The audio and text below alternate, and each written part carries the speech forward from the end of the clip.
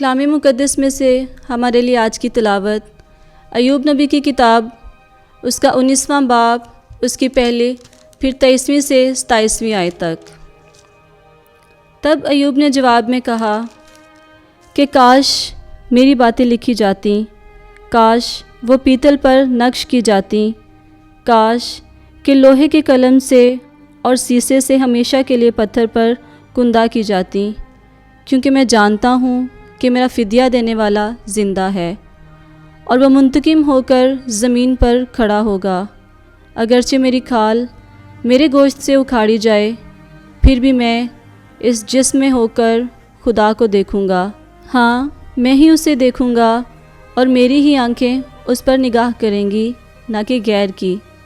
मेरे गुर्दे मेरे अंदर इश्तियाक से फ़ना हो गए हैं।